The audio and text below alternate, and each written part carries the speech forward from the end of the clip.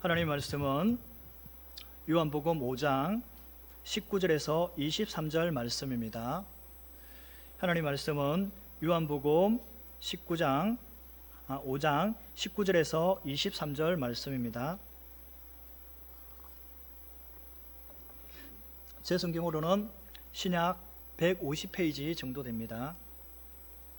다 찾으신 줄 알고 제가 봉독하겠습니다. 그러므로 예수께서 그들에게 이르시되 내가 진실로 진실로 너희에게 이르노니 아들이 아버지께서 하는 일을 보지 않고는 아무것도 스스로 할 수 없나니 아버지께서 행하시는 그것을 아들도 그와 같이 행하느니라. 아버지께서 아들을 사랑하사 자기가 행하시는 것을 다 아들에게 보이시고 또 그보다 더 큰 일을 보이사 너희로 놀랍게 여기게 하시느니라. 아버지께서 죽은 자들 가운데서 일으켜 살리신 같이 아들도 자기가 원하는 자들을 살리느니라. 아버지께서 아무도 심판하지 아니하시고 심판을 다 아들에게 맡기셨으니 이 모든 사람들로 하여금 아버지를 공경한 것 같이 아들을 공경하게 하려 하심이니라. 아들을 공경하지 아니하는 자는 그를 보내신 아버지를 공경하지 아니하느니라. 아멘. 한국성서대학교 성경학을 가르치는 유원옥 교수님이 계셨습니다. 이 교수님은 방학이 되면은 주로 중국에서 단기 선교를 가셨습니다. 단기 선교 기간 동안에 중국 지하 교회에서 하나님의 말씀을 전하며 또 그들에게 신학을 가르쳤습니다. 그런데 하루에는 많은 사람들이 말씀을 듣는 가운데서 공안이 온다는 소리에 그 사람들은 말씀을 듣는 도중에 다 뿔뿔이 흩어지고 말았다고 합니다. 그 모습을 보고 있는 교수님 형께서는 너무나 마음이 아팠다고 그렇게 말을 하였습니다. 아직도 중국에는 복음을 전하는 사역은 많은 제약과 심한 박해가 있습니다. 그리고 지금은 중국에서 선교사님들 대부분이 다 추방된 상태입니다. 제가 아는 전도사님 장인도 중국에서 십몇 년 동안 사역하셨는데 결국 중국에서 추방당해서 미국에서 지금 공부하고 있다고 그런 소리를 들었습니다. 이렇게 중국에서 하나님의 복음을 전하는 사역은 너무나 힘들고 어렵습니다. 예수님 당시에도 하나님 나라를 전하는 사역은 쉽지 않았습니다.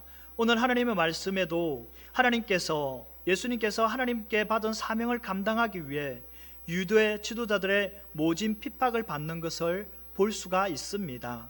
이 시간 하나님의 말씀을 통하여 하나님의 은혜가 넘치는 귀한 시간이 되기를 바랍니다.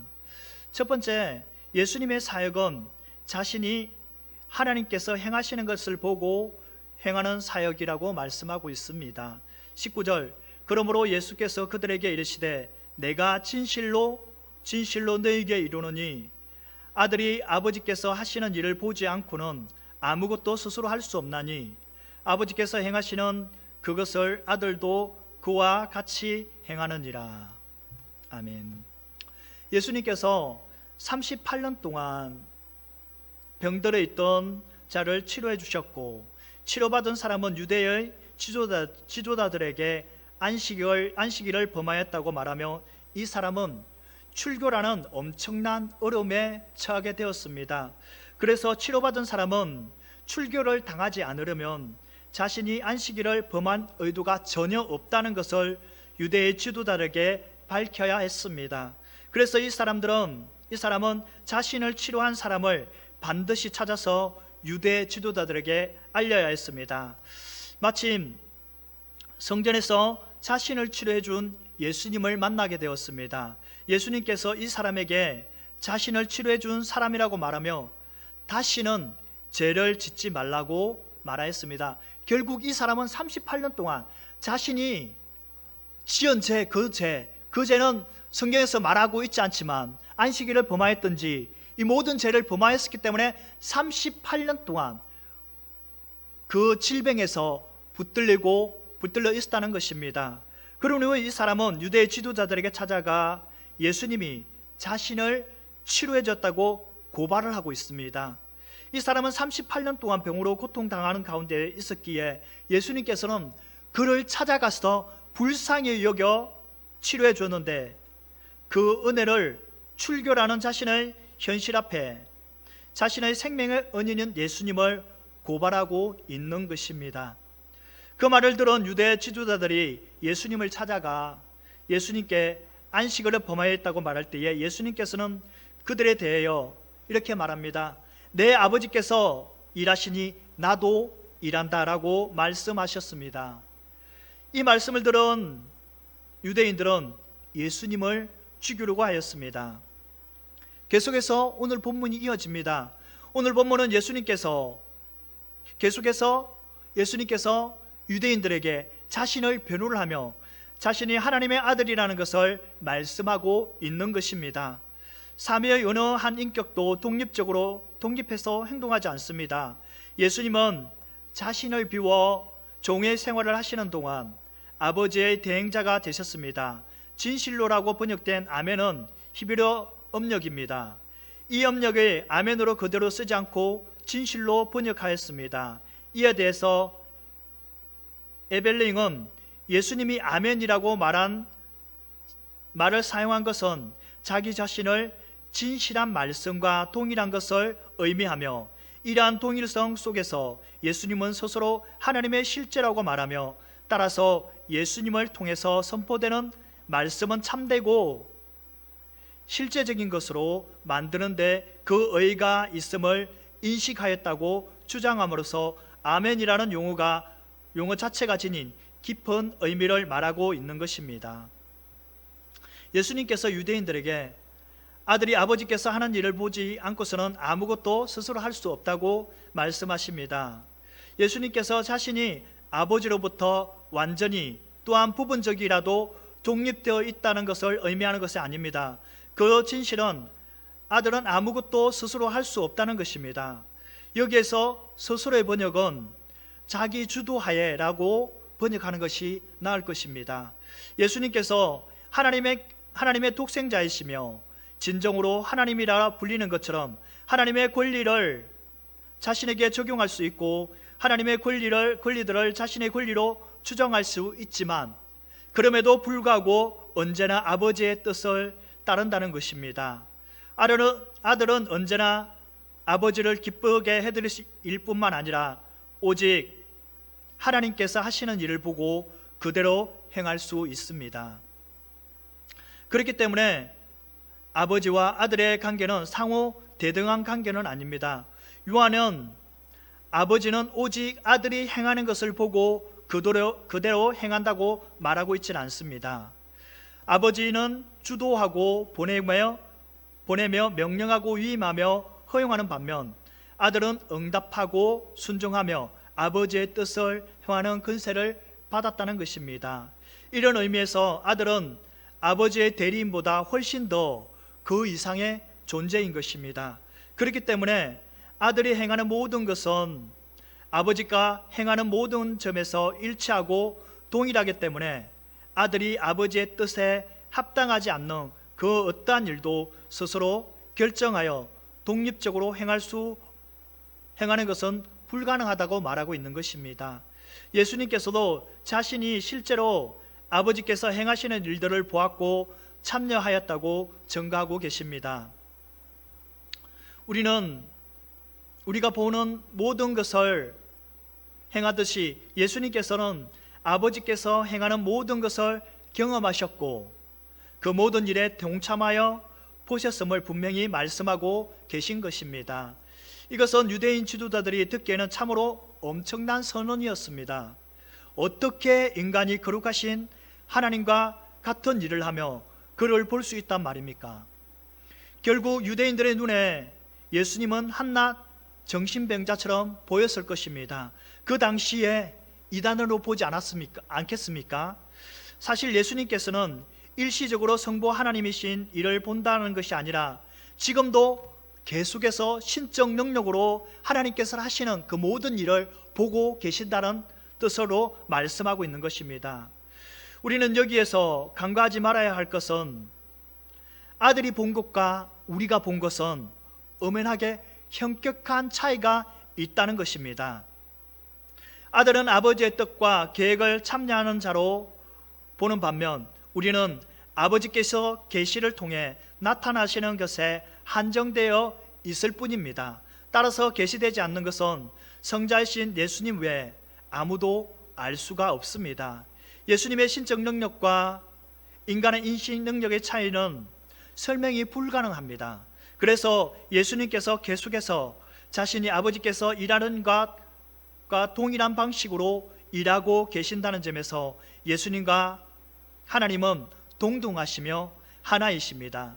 그런데 만약 아들이 스스로 결정하여 독자적으로 행하는 일이 있다면 그것은 자신이 아들됨을 부정하게 된다는 것입니다. 그래서 19절 마지막 부분에 아들이 독자적으로 행할 수 없다는 것을 예수님께서 하나님의 아버지의 아들이라는 말씀이기도 하지만 간접적으로는 예수님께서 하나님이라는 것을 선언하고 계신 것입니다. 왜냐하면 아버지가 행하시는 것을 보고 그들의 행할 수 있는 분은 오직 아버지처럼 일할 수 있으며 아버지처럼 행하신 성자 예수님밖에 없기 때문입니다. 그렇기 때문에 아버지께서 아들에게 행하는 것을 다 보여줬다고 말하고 있습니다. 20절, 아버지께서 아들을 사랑하사 자기가 행하는 것을 다 아들에게 보이시고 또 그보다 더 큰 일을 보이사 너희로 놀랍게 여기게 하시리라. 예수님께서 자신이 하나님 아버지의 아들이기 때문에 아들이 아버지의 행하는 것을 행할 수 있는 이유를 설명하고 계십니다. 그 이유는 아버지께서 아들을 사랑하사 자기가 행하는 것을 다 아들에게 보이기 때문이라고 말씀하고 있습니다. 아버지가 아들을 사랑한 것이 참이라면 아들이 아버지를 사랑하는 것도 마찬가지입니다. 아들에 대한 아버지의 사랑은 자기가 행하는 모든 것을 아들에게 끊임없이 드러내시며 아버지에 대한 아들의 사랑은 십자가를 지시기까지 온전히 순종해서 드러납니다. 아버지의 아들의 사랑은 그 순전함에서 완벽하게 동일하지만 각각 사랑을 드러내는 방식은 서로 다른 것을 볼 수 있습니다. 아버지가 아들을 사랑해서 자기가 행한 모든 것을 아들에게 보여주셨고 아들은 아버지의 사랑의 결과로서 아버지를 사랑해서 온전히 순종하고 아버지가 행하는 것을 행하기 때문에 사람들이 아들이 행하는 것을 보고 놀랍게 여긴다고 말하고 있습니다. 여기에서 두 가지 진리가 있습니다. 첫 번째는 아들이 아버지를 계시하고 아버지가 행하는 것을 행하며 아버지의 뜻을 행하는 것은 아버지에 대한 아들의 순종의 행위인 것입니다. 두 번째는 하나님의 본질과 성품에 대한 계시의 토대는 1차적으로 인간에 대한 하나님의 사랑이 아니라 우리 인간의 사랑이 아니라 아들에 대한 아버지의 사랑과 아버지에 대한 아들의 사랑이라는 것입니다. 이것은 우리가 잘 알고 있는 예수님께서 십자가에서 달리실 그 사건을 통해서 우리가 알 수 있습니다. 구속의 주역으로 이 땅에 오신 성자 예수님께서 행하시는 일들은 그 이전에 어떠한 선지자들이 행한 일보다 더 크고 놀라운 일일 수밖에 없습니다. 그러나 이 일들의 놀라운 일은 더 중요한 점은 예수님께서 행하신 모든 기사와 이적이 아버지의 뜻에 있다는 것입니다. 예수님은 언제든지 아버지의 계획과 목적에 따라 모든 일을 행하셨습니다. 예수님께서 성부 하나님과 동일 본질이시며 동시에 아버지의 아들이라는 특별한 관계 속에서 언제든지 아는 것을 말씀하시고 본 것을 증거하셨습니다. 아버지께서는 언제든지 하나 하시는 일들을 모두 아들에게 알게 하시기 때문에 아들은 언제든지 정확한 지식을 바탕으로 성부 하나님께서 원하시는 바를 말씀하시고 가르치고 행하셨던 것입니다. 그렇기 때문에 아버지와 아들은 하나라고 말하고 있습니다. 그래서 예수님께서 나와 아버지는 하나라고 말씀하신 것입니다. 아버지는 아들에게 행한 일을 모든 것을 보이시며 아버지는 아들을 사랑하십니다. 아들은 아버지께 온전히 순종하며 하나님의 아버지의 뜻대로 행하는 사역하고 계신 것을 믿으시기 바랍니다. 두 번째는 예수님의 사역은 아버지와 함께 살리는 사역에 동참을 하였습니다. 21절, 아버지께서 죽은 자를 일으켜 살리신 같이 아들도 자기가 원하는 자들을 살려느니라. 앞에 19절과 20절에서 예수님께서 아버지께서 행하시는 것을 보고 그대로 행한다고 자신의 사역을 말씀하셨습니다. 그런데 이제 사람들을 살리는 사역까지 아들에게 있다고 선언하고 계신 것입니다. 아버지께서 죽은 자를 일으켜 살리신 같이 아들도 자기가 원하는 자들을 살리느니라. 구약 성경에서 죽은 자를 일으켜 살리는 것은 오직 하나님께만 속한 것입니다. 열왕기상 17장에 보면서 엘리야가 사르밧 가부의 아들을 죽었을 때에 그 아이를 달라 하여 다락방에 올라가서 죽은 아들의 몸에 자신의 몸을 3번 패고 엎드려서 하나님께 부르짖을 때에 하나님께서 엘리야의 소리를 듣고 그 아이가 살아난 것을 볼 수 있습니다. 이렇게 엘리야는 죽은 아이를 살리는 일에 하나님의 도구로서 사용하신 것입니다. 엘리사도 마찬가지입니다. 구약은 하나님께서 사람을 통하여 일하셨다면, 그러나 예수님의 권세는 엘리야와 엘리사를 뛰어넘어 직접 자기가 원하는 자를 살릴 수 있는 분이십니다. 아들은 아무것도 스스로 할 수 없지만 아들의 뜻과 아버지의 뜻이 하나이기 때문에 아들이 원하는 것은 곧 아버지께서 원하는 것입니다. 엘리야와 엘리사는 하나님께서 자신의 능력을 나타내는 데 사용하는 도구입니다. 그러나 예수님은 그렇지 않습니다. 예수님께서는 베데스다 목가에서 수많은 병자들이 있는 그 무리 중에 한 사람을 선택하셨습니다. 38년 된 그 병자를 선택해서 자기가 살리고자 하는 자들을 선택해서 살릴 수 있는 그러한 권한을 예수님께 있다는 것입니다. 예수님은 아버지 대신 살리는 권세와 심판을 권세를 가지고 종말론적인 심판주로 역할을 하고 계신 것입니다. 아들은 아버지께서 모든 일을 할 수 있는 권한을 받았기 때문에 죄를 용서하고 영생을 주는 일을 할 수 있는 권한을 부여받았습니다. 또한 예수님께서는 마지막 날에 살리는 권세, 즉 예수님의 말씀을 듣고 믿는 자들에게 주시는 은혜인 것입니다. 그렇기 때문에 예수님께서 공생의 기간 동안 죽은 자를 살리신 나사로, 야이로 딸과 나인성 가부의 아들을 가리키는 것을 보고 있습니다. 하나님께서 우리에게 영생을 주셨습니다.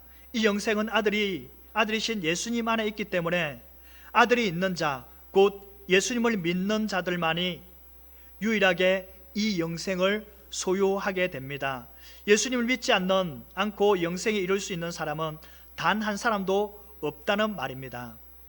세계의 모든 사람은 오직 예수님을 통해서만 영생을 얻게 되므로 하나님께 나아가고자 하는 자마다 그분을 자신의 구주로 믿어야만 한다는 것입니다. 하나님께서 이 사람들만 인정하시고 그들만이 영생에 이르는 부활에 동참하여 구원하실 것입니다. 한편 살리다로 번역된 조포이에이는 생명을 주다는 뜻입니다. 하나님께서 인간에게 생명을 주신다는 사실은 구약 성경에서 계속 강조되고 있습니다. 하나님께서 하시는 일을 가르쳐 쓰이는 이 말이 예수님께 사용된 것은 하나님과 예수님은 동등하다는 뜻입니다. 예수님은 여호와 이름을 선포하는 어떤 유명한 선지자나 의인들과 구별되시는 분이십니다. 예수님은 우리와 똑같은 인간이시지만 여전히 하나님이시며 자기를 믿는 모든 사람들에게 영원한 생명을 주시며 부활에 동참할 수 있는 분이라는 것입니다. 그러므로 예수님을 믿는 사람마다 금생과 내세에 약속된 삶을 살게 되는 것입니다. 예수님께서 자신을 믿는 사람들을 살리며 그들에게 영생과 부활에 동참하는 사역을 하시는 분이심을 믿으시는 성도님들이 되시기를 바랍니다. 세 번째, 예수님의 사역은 하나님께서 심판의 권세를 위임받은 사역을 하셨습니다. 22절, 아버지께서 아무도 심판하지 않으시고 심판을 다 아들에게 맡기셨으니. 유대인들은 하나님께서 모든 사람들의 심판주가 되시며 모든 사람들은 그날에 하나님 앞에 서게 될 것이라고 생각하였습니다. 랍비들의 견해에 따르면 세상을 심판하실 분은 오직 하나님 뿐이심을 알고 있었습니다. 따라서 세상에 대한 심판을 메시아의 손에 두었다고 기록된 곳은 단 한 군데도 없습니다. 그래서 아버지는 모든 심판을 아들에게 다 맡겼기 때문에 아무도 심판하지 않는다고 말씀하고 있습니다.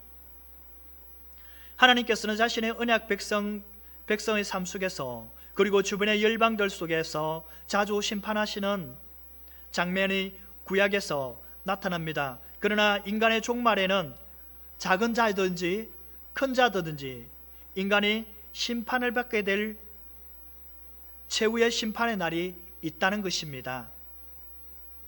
그 심판이 지금 현재가 될 수 있고 마지막 내려 될 수 있지만 그 모든 심판은 하나님께서 아들인 자신에게 맡겼다고 말씀하고 있는 것입니다. 이것은 예수님께서 아버지와 상관없이 독자적으로 심판을 행한다는 의미가 아닙니다. 왜냐하면 아들이 행하는 심판조차 아들은 아버지를 기쁘시게 해드리고자 하는 아들의 마음이기 때문입니다. 이것은 예수님께서 자신의 아버지로부터 심판의 전 과정을 위임받은 심판자라고 말하고 있는 것입니다. 이것을 들은 유대의 지도자들은 극도의 흥분한 상태였습니다. 예수님께서 진실을 말씀하고 계심에도 예수님께서 하나님의 아들이심을 전혀 알지 못하는 그들로서는 이 말이 도저히 이해할 수가 없었기 때문에 그들은 예수님을 신성모독자나 그 당시에 많이 있는 이단으로 취급하기에만 급급하였습니다. 아버지께서 아들에게 심판날에 재판장이 되셔서 행하실 일들을 말씀하셨는데 이 말씀을 통하여 예수님의 능력과 권세가 어느 정도인지 짐작할 수 있습니다. 하나님께서는 하늘과 땅에 있는 모든 권세를 아들인 예수님께 위임하셨습니다. 그러나 예수님의 이러한 주장들이 유대의 종교 지도자들에게는 심각한 신성모독으로 받아들일 수밖에 없었습니다. 그들은 하나님만을 인정하고 예수님을 거부했기 때문입니다. 심판에 관한 모든 것은 하나님께서는 이미 아들에게 맡기신 것입니다. 따라서 모든 심판에 관한 사항은 이미 아들의 손에 위탁되었으므로 아들을 거부하는 사람마다 심판을 받을 수밖에 없습니다. 그러나 심판을 피할 수 있는 길을 주셨는데 아버지를 공경하는 것 같이 아들을 공경하는 자만이 심판을 피할 수 있다고 말씀합니다. 23절, 이는 모든 사람으로 아버지를 공경한 것 같이 아들을 공경하려 함이라. 아들을 공경하지 아니하는 자는 그를 보내신 아버지를 공경하지 아니하느니라. 아버지가 모든 심판을 아들에게 맡기신 이유는 모든 사람으로 하여금 아버지를 공경한 것 같이 아들을 공경하게 하기 위한 것입니다. 아들은 아버지가 행하는 모든 것을 행하며 아들에게 모든 심판을 맡긴 목적은 아들로 하여금 이래서만 아니라 공경을 받는 것도 아버지와 하나가 되기 위한 것이라고 말씀하고 있는 것입니다. 아들에게는 영광을 돌리는 것은 곧 아버지께 영광을 돌리는 것입니다. 빌립보서 2장 9절에서 11절 말씀에는 모든 무릎을 예수의 이름에 꿇게 하시고 모든 입으로 예수 그리스도를 주로 시인하는 것은 하나님 아버지께 영광을 돌리는 것이라고 말씀하고 있습니다. 하나님께서 나는 여호와이니 이는 내 이름이라, 나는 내 영광을 다른 자에게 주지 아니하리라고 선언하셨지만 아버지와 아들은 유일무이한 관계 때문에 하나님께서 들어지는 것과 똑같은 공경이 아들에게 주어질 때에 하나님은 도리어 아들을 통하여서 영광을 받으십니다. 아버지의 목적이 모든 사람으로 하여금 아들을 공경하게 하는 것입니다. 그렇기 때문에 아들을 공경하지 않는 자는 그를 보내신 아버지를 공경하지 않는 것이라고 말하는 예수님의 말씀은 당연한 것입니다. 예수님을 공경함으로써 하나님에 대한 공경도 입증되는 것입니다. 예수님께서 세상을 구원하기 위해서 오셨으나 사람들로부터 오히려 모욕과 멸시를 받았습니다. 그러나 하나님은 마침내 아들을 지극히 높여 모든 이름 위에 뛰어난 이름을 주시고 만인의 무릎을 그 앞에 꿇게 하심으로 아들을 통하여 영광을 받으셨습니다. 공경치 않는 자, 성부 하나님과 동일한 예수님을 거부하는 자들은 아들을 보내신 성부 하나님을 거부한다는 것을 말하고 있는 것입니다. 이런 자들은 심판주로 오신 예수님의 부활에 참여할 수 없습니다. 예수님의 사역은 인간에게 생명을 주시고 부활에 동참하기 위한 사역을 하신 것입니다. 말씀을 정리하겠습니다. 한국성서대학교 교수님 이원욱 교수님이 중국 단기 선교에서 하나님의 말씀과 신학을 가르치고 있을 때에 공안이 온다는 소식에 지하교회 사람들은 뿔뿔이 흩어지는 것을 볼 때 그 마음이 너무나 아프다고 말합니다. 중국에서 하나님의 사역을 감당하기에는 너무나 많은 핍박이 따릅니다. 지금도 중국에서 뿐만 아니라 수많은 선교지에서 하나님의 사역을 감당하는 선교사님들은 오늘도 예수님처럼 모진 박해와 핍박을 감당하며 자신의 사역을 감당하고 있습니다. 예수님은 하나님과 하나이시며 근본 하나님의 본체이시기 때문에 모든 사람들은 그분에 대해 하나님을 대할 때와 동일한 경외심을 가져야 합니다. 예수님은 선택의 대상이 아니라 선택하는 주체이십니다. 다른 종교처럼 예수님은 사람들에 의해서 선택되어지는 분이 아니라 친히 자신이 원하는 자들을 선택하시는 분이십니다. 당시 유대 지도자들은 예수님이 갈릴리의 가난한 목수에다가 가대 망상증에 걸려 하나님의 이름을 모독하는 자, 심지어 예수님을 귀신의 왕인 바알세볼에게 끌리는 자라고 비난하였습니다. 그들은 성자 예수님의 사역을 피조물로 지음받은 인간들이 하나님께서 행하시는 사역을 방해하고 있는 것입니다. 예수님의 사역은 죄인인 인간을 구원하시기 위해 이 땅에 오셨는데 그들은 구원자이신 예수님을 배척하였고 곧 이것은 하나님을 배척하고 있다는 것은 그들은 알지 못하였습니다. 우리는 예수님의 사역과 하나님의 사역이 동일한 것을 알고 예수님의 실체를 인정하지 않으면 천국에 갈 수 없음을 기억하며 예수님의 사역을 통해서 하나님을 바라볼 수 있기를 간절히 축원합니다.